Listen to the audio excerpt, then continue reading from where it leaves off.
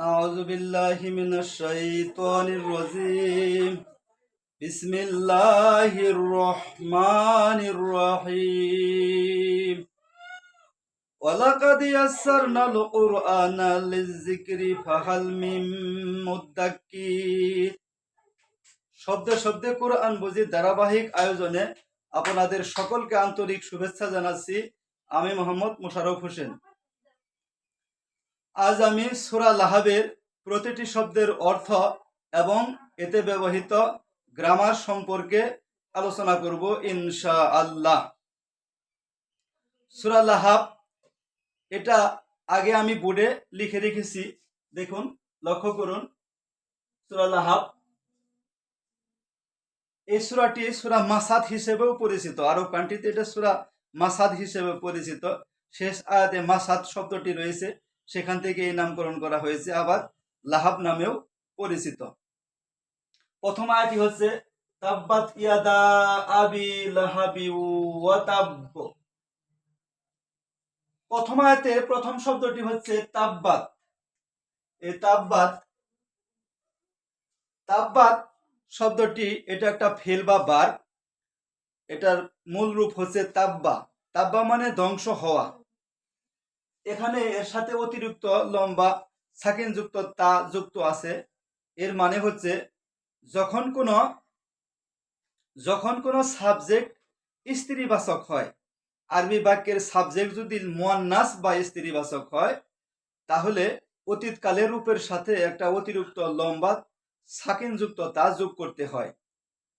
আরবি বাক্যের সাবজেক্ট যদি মুয়ান্নাস বা স্ত্রীবাচক হয়, তাহলে মূল অতীত ক্রিয়ার শেষে একটা অতিরিক্ত লম্বা সাকিন যুক্ত তা যোগ করতে হয়। যেমন ফাআলা, সে একজন পুরুষ করেছে। এটাকে যদি আমরা বলতে চাই যে সে একজন স্ত্রী করেছে, তাহলে বলতে হবে ফাআলাত, একটা অতিরিক্ত সাকিন যুক্ত লম্বা তা যোগ করতে হবে। জাহাবা, সে গিয়েছে, সে একজন পুরুষ গিয়েছে। এখন যদি বলতে চাই সে একজন স্ত্রী গিয়েছে, তাহলে জাহাবাত, একটা অতিরিক্ত সাকিন যুক্ত লম্বা তা যোগ করতে হবে। এখানে এই যে ইয়াদা শব্দটা, ইয়াদুন শব্দটি হচ্ছে স্ত্রীবাচক, মুয়ান্নাস বা স্ত্রীবাচক। তাই এই ইয়াদুন শব্দটি এখানে সাবজেক্ট, তাই এখানে এই তাব্বার শেষে অতিরিক্ত একটা লম্বা সাকিন যুক্ত তা যুক্ত হয়েছে। এক আর একটা গ্রামার হলো, আরবিতে কাউকে আশীর্বাদ বা অভিশাপ করা বোঝাতে অতীতকালের ভার্ব দ্বারা ক্রিয়া বাক্য শুরু করতে হয়।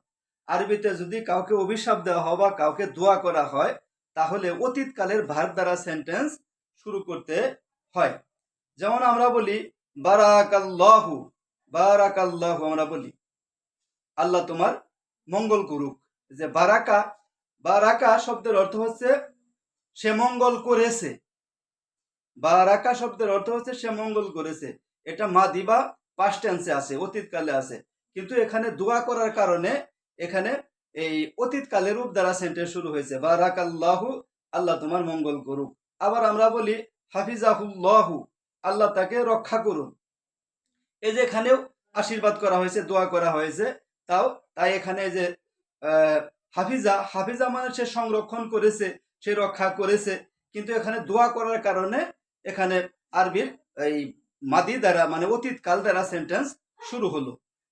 এখানেও ঠিক তাই হয়েছে। তাব্বা, এখানে লানত দেওয়া হয়েছে, অভিশাপ দেওয়া হয়েছে। তাব্বাত, ধ্বংস হোক, ধ্বংস হোক। তাহলে তাব্বাত এর অর্থ আমরা কি বললাম? ধ্বংস হোক। ইয়াদা, ইয়াদা শব্দটির মূল রূপ হচ্ছে ইয়াদুন। ইয়াদুন মানে হাত, ইয়াদুন মানে হাত, কিন্তু এর দ্বিবচন হচ্ছে ইয়াদানি, ইয়াদানি, ইয়াদানি। এখানে দ্বিবচন ব্যবহৃত হয়েছে, কিন্তু এখানে দ্বিবচন হওয়ার পরেও নুনটা পড়ে গেছে, ইয়াদানি, নুনটা পড়ে গেছে। এর কারণ কি? এর কারণ হচ্ছে মুদাফ বলতে একটা কথা আছে, মুদাফ মুদাফ ইলাইহি বলতে একটা কথা আছে। এই মুদাফ যদি দ্বিবচন হয় বা বহুবচন হয়, তাহলে এর শেষে যে নুনটা থাকে, এই নুনটা পড়ে যায়। মুদাফে যদি নুন থাকে, তাহলে অতিরিক্ত হিসেবে যদি দ্বিবচনে বহুবচনে যদি নুন থাকে, এই নুনটা পড়ে যায়। তাহলে ইয়াদানি আছেন, এখানে নুনটা পড়ে গিয়েছে, তাই ইয়াদানির শুধু ইয়াদা নেওয়া হয়েছে, দুই হাত, ইয়াদা। তাহলে তাব্বাত ধ্বংস হোক, ইয়াদা, ইয়াদা দুই হাত, আবি লাহাব, আবু লাহাব, আবু লাহাবের রাসূল সাল্লাল্লাহু আলাইহি ওয়াসাল্লামের একজন চাচা ছিল। তাহলে এই ইয়াদা এটা হলো মুদাফ, আর আবি লাহাবিন, লাহাবিন, আবি লাহাবের, আবু লাহাবের এটা হলো মুদাফ ইলাই, আবি লাহাব এটা হচ্ছে মুদাফ ইলাই। সংক্ষেপে মুদাফ এবং মুদাফ ইলাই সম্পর্কে আমি সংক্ষেপে বলছি। এই সম্পর্কে আমার ইউটিউবে আল ফুরকান মিডিয়া চ্যানেলে মুদাফ এবং মুদাফ ইলাহি সম্পর্কে আমি একটা ভিডিও অলরেডি আপলোড করেছি। আপনারা যারা আগ্রহী সেখান থেকে দেখে নিতে পারেন। আমি এখানে শুধু সংক্ষেপে একটু টাচ দিচ্ছি বোঝার সুবিধার্থে।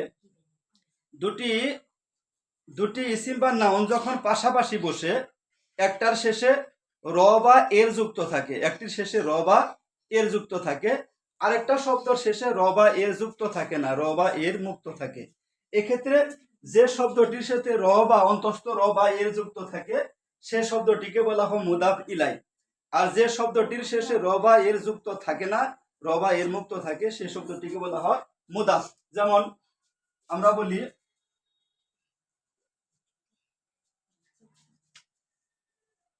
আল্লাহর বান্দা, আল্লাহর বান্দা। এখানে লক্ষ্য করুন, এই যে আল্লাহর এখানে র যুক্ত আছে, আল্লাহর যুক্ত। আবার বান্দার শেষে কোনো অন্তস্থ র বা এর নাই। তাহলে এই যে আল্লাহর এটা হচ্ছে মুদাফ ইলাই, আর বান্দা এটা হচ্ছে মুদাফ। মুদাফ এই দুটার গঠনটা কি? গঠনটা হচ্ছে মুদাফ সর্বদাই নির্দিষ্ট হয় এবং এটা তানবিন মুক্ত হয়, অর্থাৎ মুদাফের শেষে কখনো দুই জবর দুই জের দুই পেশ হবে না, এবং মুদাফের পূর্বে কখনো আলিফ লাম বসবে না। এই হচ্ছে মুদাফের দুটি শর্ত। আর মুদাফ ইলাই সর্বদা কাসরা যুক্ত হবে, অর্থাৎ মাজরুর হবে, জের যুক্ত হবে, মাজরুর হবে, জের যুক্ত হবে। তাহলে এটা যদি আমরা করি, তাহলে বান্দা আরবি হচ্ছে আবুদুন, আবুদুন, আবুদুন। আর এই যে মুদাফ ইলাই, এটা আল্লাহ যেহেতু মুদাফ ইলাই তাই এটা জের যুক্ত হবে, আল্লাহি, আল্লাহি। কিন্তু মুদাফ কখনো তানবিন নেয় না, মানে দুই জবর দুই জের দুই পেশ নেয় না। কাজে দুই পেশ থাকলে একটা পেশ কমে যাবে। তাহলে এখানে আবদুন আসিল হয়ে গেল আবদু, আবদুল্লাহি, আল্লাহর বান্দা। আর মুদাফ ইলাই সর্বদা মাজরুর হবে, কাসরা যুক্ত হবে, জের যুক্ত হবে। অনুরূপ আমরা বলি আল্লাহর কিতাব, তাহলে কিতাবুল্লাহি, আল্লাহ রাসূল, রাসূলুল্লাহি, জায়েদের কলম, কলামু জাইদিন, এভাবে হবে। এই যেটা হচ্ছে মুদাফ এবং মুদাফ ইলাই। তাহলে এখানে ইয়াদা হচ্ছে মুদাফ, আর আবি লাহাবিন হচ্ছে মুদাফ ইলাই। আবি লাহাবিন মানে আবু লাহাবের, ওই যে আবু লাহাবের শেষে রবা এর যুক্ত আছে। তাহলে তাব্বাত ইয়াদা আবি লাহাবিন, ধ্বংস হোক আবু লাহাবের দুই হাত। ওয়া তাব্বা, ওয়া, এই ওয়াটা হচ্ছে একটা, এটাকে বলা হয় হরফে আতফ। ইংরেজিতে যেমন কনজাংশন আছে এন্ড বাট অর, আরবিতে এরকম কনজাংশন আছে। আরবিতে কনজাংশনকে বলা হয় হরফে আতফ, সংযোজক অব্যয়। এরা হচ্ছে ওয়া, সুম্মা, ফা ইত্যাদি। এই ওয়াটা হচ্ছে একটা হরফে আতফ, এর অর্থ হচ্ছে এবং, এর অর্থ হচ্ছে এবং। এরপরে শব্দটি হচ্ছে ও তাব্বা, তাব্বা মানে ধ্বংস হওয়া, এটা আমরা আগে বিশ্লেষণ করেছি। তাহলে তাব্বাত ইয়াদা আবি লাহাবিন, ধ্বংস হোক আবু লাহাবের দুই হাত, ও তাব্বা, এবং সে নিজেও ধ্বংস হোক। এরপরে আয়াতটি হচ্ছে মা আগনা আনহু মালুহু ওয়া মা কাসাব। এখানে মা হচ্ছে প্রথম শব্দ মা। এই মায়ের তিনটি অর্থ আছে, একটা হচ্ছে যা, আর একটা হচ্ছে না, আর একটা হচ্ছে কি, যা না কি। এই মা তিনটি অর্থে ব্যবহৃত হয়, একটা হচ্ছে যা, আর একটা হচ্ছে না, আর একটা হচ্ছে কি। সাধারণত আরবি অতীতকালের রূপকে, মাদি ফর্মকে, অতীতকালের রূপকে যদি আমরা নাবোধক করতে চাই তাহলে তার পূর্বে মা বসালে সেটা নেগেটিভ হয়ে যায়, মানফি হয়ে যায়। আরবিতে নাবোধক বাক্যকে বলে মানফি, আর হাবোধক বাক্যকে বলে মুসবাত। তাহলে কোনো বাক্যকে যদি আমরা নেগেটিভ বা মানফি করতে চাই, অতীতকালের ক্রিয়াকে যদি আমরা মানফি বা নেগেটিভ করতে চাই তাহলে তার পূর্বে শুধু মা ব্যবহার করলে সেই ক্রিয়াটি, সেই ফেলটি নাবোধক হয়ে যায়। যেমন ফাআলা সে করেছে, মা ফাআলা সে করেনি। জাহাবা সে গিয়েছে, মা জাহাবা সে যায়নি। সামি ইতু আমি শুনেছি, মা সামি ইতু আমি শুনিনি। এটা আরেকটা অর্থ আছে এটা হচ্ছে না অর্থে গেল, এটা হচ্ছে যা, যা বা যাহা কিছু, হোয়াট এভার। এটা মাঝখানে যখন দুটি বাক্যের মাঝখানে যখন ব্যবহৃত হয় তখন এই যা অর্থ প্রকাশ করে। আর এটা হচ্ছে কি, কি মানে এটা প্রশ্নবোধক অর্থে ব্যবহৃত। যেমন মাসমুকা, তোমার নাম কি? কারো পরিচয় জানবার চাইলে আমরা মা দ্বারা আরবিতে প্রশ্ন করে থাকি, যেন মাসমুকা, তোমার নাম কি? তারপরে মার রব্বুকা, তোমার রব কে? এভাবে মা দিনুকা, তোমার দিন কি, তোমার ধর্ম কি? এভাবে। তাহলে এখানে মা অর্থ হচ্ছে না, এই যে এটা মা অর্থ এখানে না অর্থে ব্যবহৃত হয়েছে না। এরপরে শব্দ হচ্ছে আগনা। আগনা আরবি একটি 3 বর্ণ বিশিষ্ট বার্ব হচ্ছে, ক্রিয়া হচ্ছে ফেলবা বার্ব হচ্ছে গনা। গনা মানে অভাব মুক্ত হওয়া, অভাব মুক্ত হওয়া, ধনী হওয়া, অভাব মুক্ত হওয়া বা ধনী হওয়া, সম্পদশালী হওয়া, এ ধরনের অর্থগুলো প্রকাশ করে। এ থেকে গনা থেকে যে গনি হয়েছে, গনি, গনি মানে ধনী। যে সাহাবী উসমান গনি রাদিয়াল্লাহু তাআলা আনহু বলে, উসমান রাদিয়াল্লাহু তাআলা খুব ধনী ছিলেন, এজন্য ওনাকে গনি বলা হয়। গনি মানে ধনী, এই যে গনা থেকে এসেছে। আরবি একটি বার হচ্ছে কি গনা। এই গনা, এই গনা মানে অভাব মুক্ত হওয়া, ধনী হওয়া, সম্পদশালী হওয়া।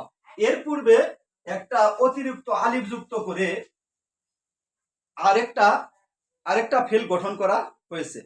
সাধারণত 3 বর্ণ বিশিষ্ট ফেলের পূর্বে, ক্রিয়াপদের পূর্বে একটা আলিফ বসালে আরেকটা ফেল গঠিত হয়ে যা।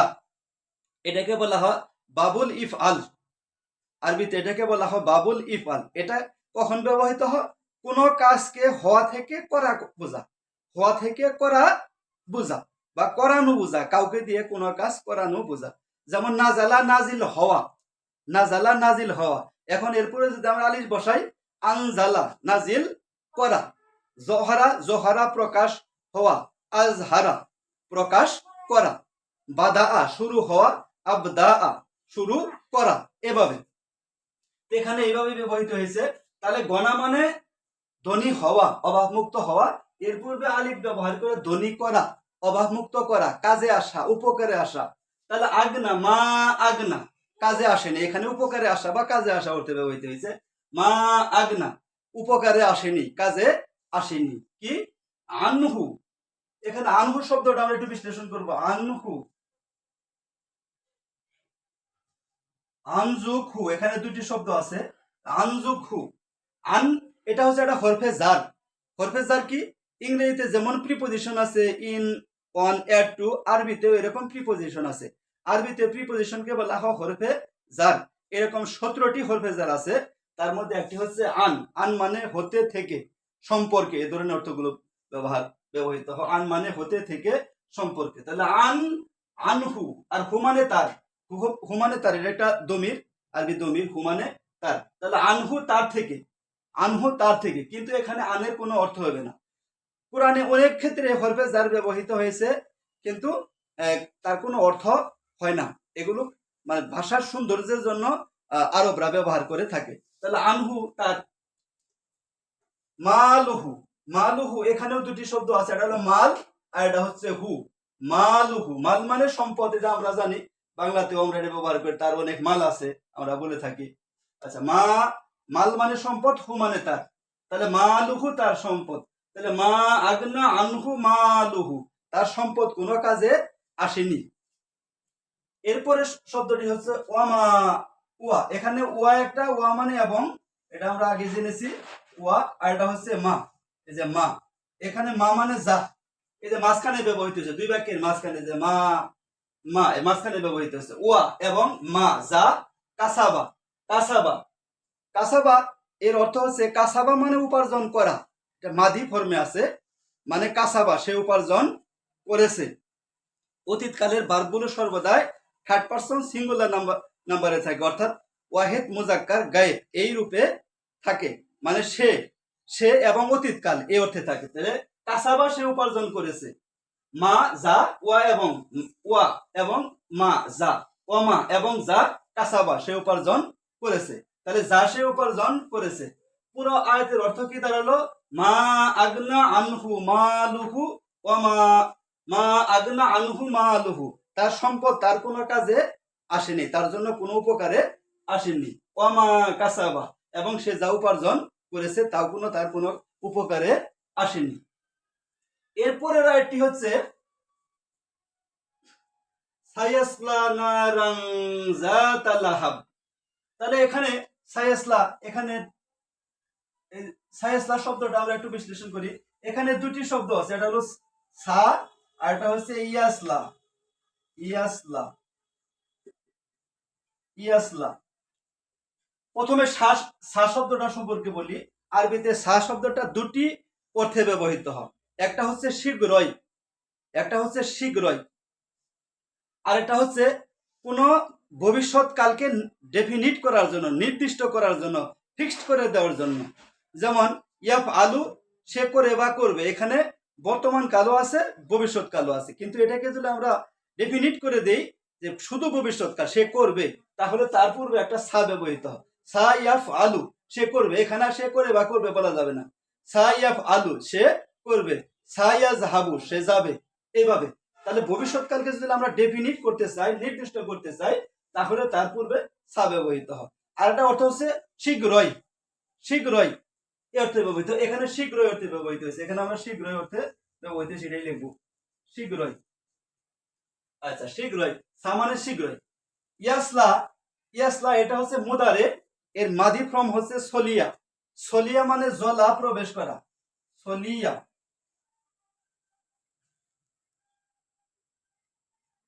সলিয়া, জলা, প্রবেশ করা।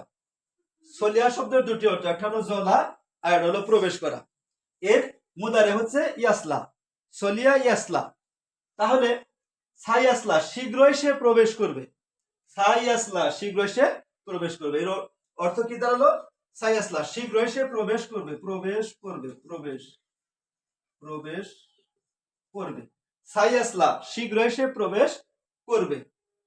এটুকুর অর্থ বললাম আমরা কি? সাইয়াসলা মানে শীঘ্রই সে প্রবেশ করবে। এরপরে শব্দটি হচ্ছে নারাং। নারাং, এর মূল রূপ হচ্ছে নারুন। নারুন মানে আগুন বা জাহান্নাম, দুটি অর্থে ব্যবহৃত হয়। এটা হচ্ছে আগুন আর এটা হচ্ছে জাহান্নাম, দুটি একই অর্থ, একই অর্থে ব্যবহৃত হয়। কিন্তু এখানে নারুন না হয়ে নারুন, নারান হয়েছে, কিসের জন্য? এই যে এখানে সাইয়াসলা, এটা হচ্ছে ফেল ভার্ব। আরবি, আরবি, আরবি ফেলের পরে যদি কোনো নাউন আসে, ইসিম আসে, সেটা অবজেক্ট হয়ে যায়। আর আরবি অবজেক্ট সর্বদাই জবরযুক্ত হয়। আমি আবার বলছি, ইংরেজিতে যেমন অবজেক্ট আছে, আরবিতেও এরকম অবজেক্ট আছে। আরবিতে অবজেক্টকে বলা হয় মাফউল বা মাফউলুন বিহি, মাফউল। আরবিতে অবজেক্টকে বলা হয় মাফউল, আর মাফউল সর্বদাই মানসুব বা জবরযুক্ত হয়। আরবি অবজেক্ট সর্বদাই মানসুব বা জবর যুক্ত হয়, আর সাবজেক্ট সর্বদাই পেশ যুক্ত হয়। তাহলে এখানে এই যে নারাং, এটা নাউন, এটা সাইয়াসলার পরে ব্যবহৃত হয়েছে, তাই এটা অবজেক্ট, তাই এটা হয়ে গেছে জবরযুক্ত, মানসুব হয়েছে। সাইয়াসলা নারাং, সাইয়াসলা, শীঘ্র সে প্রবেশ করবে, নারাং মানে আগুন বা আগুনে, জাতা লাহাবিন। এরপরে হচ্ছে জাতা লাহাবিন, এরপরে শব্দটি হচ্ছে জাতা। এই জাতা, এটা হচ্ছে জু। এই জু, জু এটা হলো পুরুষবাচক, এটা হচ্ছে পুরুষবাচক, মুজাক্কার। এর অর্থ হলো ওয়ালা, অধিকারী, বিশিষ্ট। ওয়ালা, অধিকারী, বিশিষ্ট, মালিক, কোনো কিছুর, কোনো কিছুর মালিক, কোনো কিছু যুক্ত, যার কাছে কোনো কিছু আছে, যেমন মালওয়ালা, সম্পদওয়ালা, এই ধরনের। তাহলে ওয়ালা, এই যে মালিক, এই অর্থে ব্যবহৃত। যেমন জুল ফাদলিন মানে অনুগ্রহের অধিকারী, ফাদলুন মানে অনুগ্রহ, আর জুল ফাদলিন মানে অনুগ্রহের অধিকারী। জুল ইলমিন, ইলমি জ্ঞানের অধিকারী, জু ইলমিন জ্ঞানের অধিকারী, জু মালিন সম্পদের অধিকারী বা সম্পদশালী। এই জুটা হচ্ছে, এটা হচ্ছে মুজাক্কার শব্দের আগে বসে, পুরুষবাচক শব্দ আগে বসে। আর জাতুন হচ্ছে, এটা হলো মুয়ান্নাস শব্দের আছে, জাতুন, জাতুন এটা মুয়ান্নাস শব্দের আগে বসে। জোড়ার অর্থ হলো ওয়ালা, অধিকারী, বিশিষ্ট, কিন্তু জোড়া, জোড়া পুরুষবাচক শব্দের আগে বসে, আর জাত, জাতটা স্ত্রীবাচক শব্দের আগে বসে। এবং এই জু এবং জাত এরা সর্বদাই, এরা সর্বদাই মুদাফ হিসেবে ব্যবহৃত। জু এবং জাত সর্বদাই মুদাফ হিসেবে ব্যবহৃত হয়। আর এরপরের শব্দ মুদাফ ইলাইহি হয়, অর্থাৎ জের যুক্ত হয়। তাহলে যা, যা, কিন্তু এখানে আমরা দেখছি জাতু না হয়ে জাতা হয়েছে, কিসের কারণে? এই যে ফেলের পরে ব্যবহৃত হয়েছে, তাই এখানে জাতা হয়ে গেছে। তাহলে জাতা মানে বিশিষ্ট, জাতা বিশিষ্ট, লাহাবিন লাহাব শব্দের অর্থ হচ্ছে অগ্নিশিখা। আগুনের যে শীষ আছে, আগুনের শীষকে আরবিতে বলা হয় লাহাব। এই লাহাব, লাহাব, লাহাবুন, লাহাবুন আমরা যদি নির্দিষ্টভাবে লিখি লাহাবুন, লাহাব আমরা ওয়াকফ করলে লাহাব মানে আগুনের শিখা। তাহলে জাতা লাহাবিন মানে অগ্নিশিখা বিশিষ্ট, অগ্নিশিখা বিশিষ্ট আগুনে। তাহলে শীঘ্রই সে সায়াসলা নারাং জাতা লাহাব, শীঘ্রই সে অগ্নিশিখা বিশিষ্ট আগুনে প্রবেশ করবে। এরপরের আয়াতটি হচ্ছে আমরাআতুহু হাম্মালাতাল হাতব। এখানে এই যে এখানে দুটি শব্দ, তিনটি শব্দ আছে, এটা হলো ওয়া আর এটা হচ্ছে ইমরাতুন, ইমরাতুন আর এটা হচ্ছে হু। এই তিনটি শব্দ আমরাতুহু, আমরাআতুহু, ওয়া মানে এবং, এটা আমরা আগে জেনেছি, ওয়া মানে এবং। আর ইমরাতুন, ইমরাতুনের দুটি অর্থ, এটা হচ্ছে মহিলা আর এটা হচ্ছে স্ত্রী। এখানে স্ত্রী অর্থে ব্যবহৃত হয়েছে। আর হু মানে তার, তাই এটা আমরা দিব স্ত্রী। ইমরাতুন এটা হচ্ছে স্ত্রী, আর হু মানে তার, হু মানে তার এবং তার স্ত্রী। আমরা আতুহু মানে এবং তার স্ত্রী।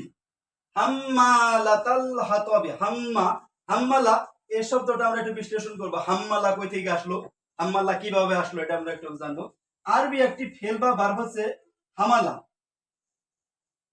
হামালা, হামালা মানে বহন করা, হামালা মানে বহন করা, প্রসব করা।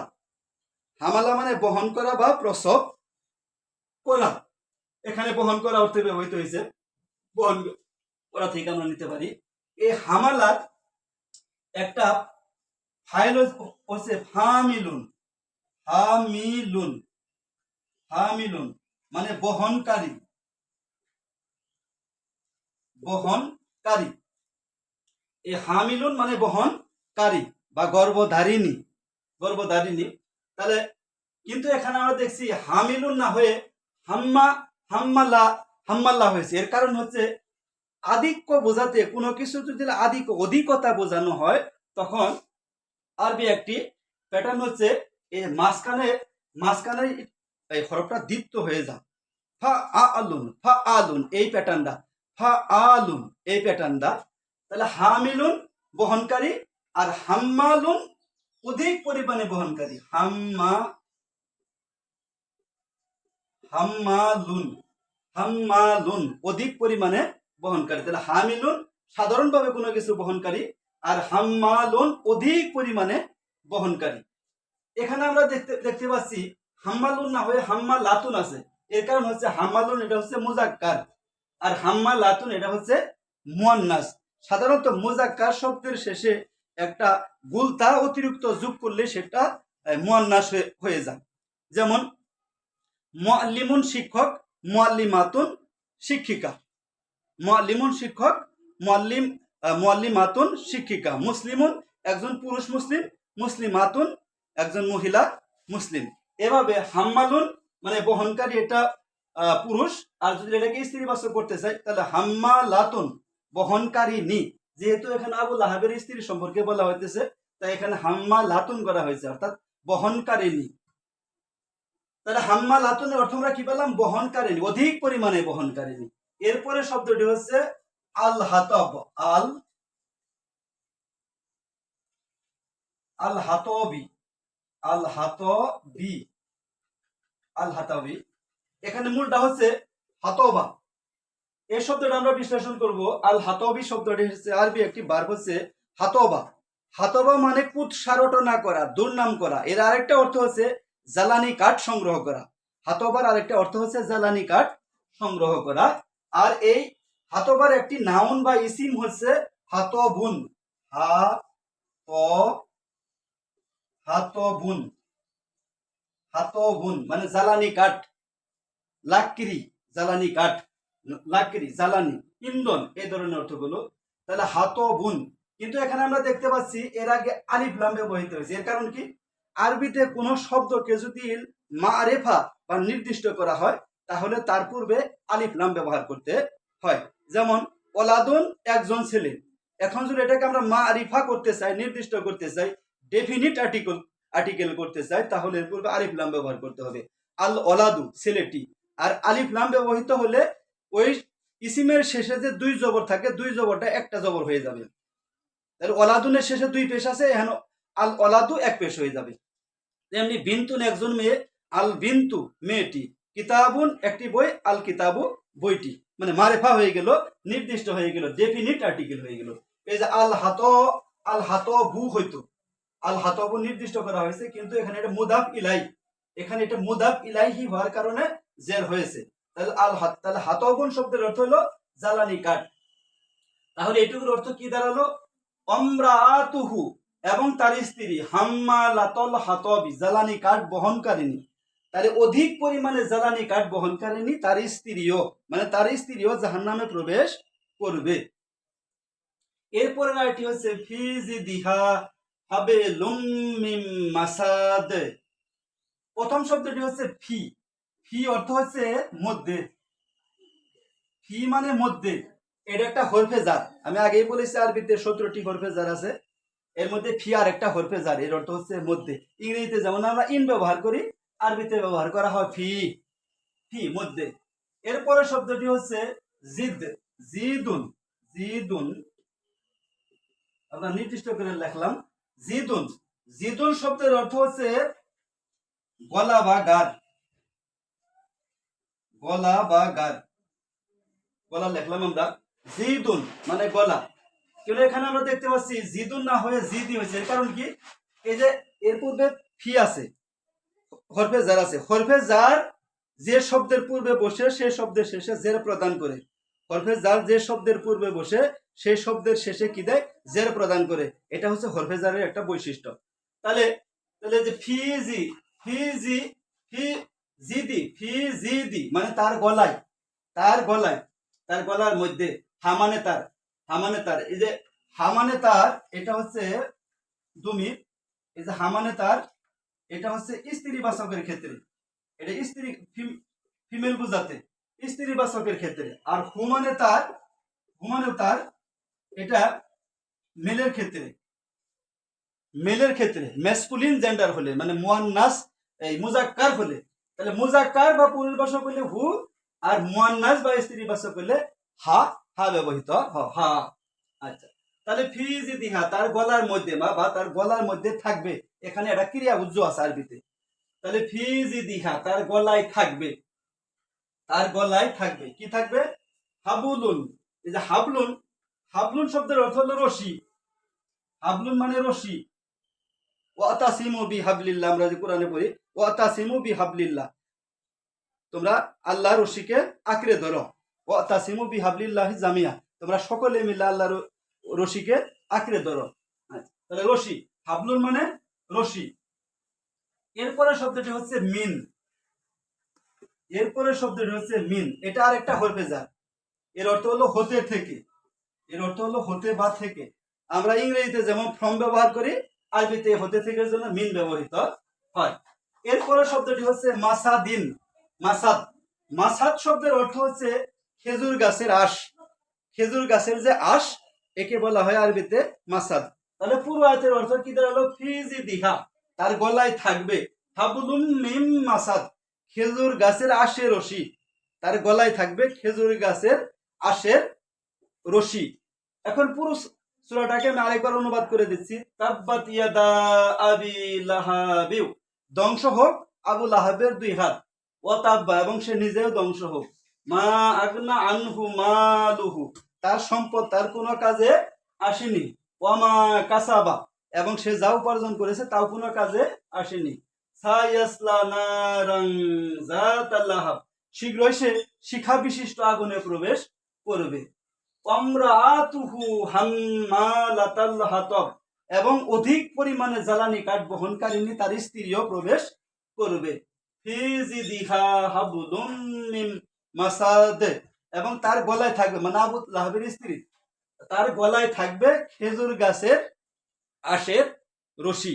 এই ছিল আজকে সূরা লাহাবের প্রতিটি শব্দের অর্থ এবং এর গ্রামাটিক্যাল বিশ্লেষণ। ধন্যবাদ সকলকে, আজ এই পর্যন্তই। আসসালামু আলাইকুম ওয়া রাহমাতুল্লাহ।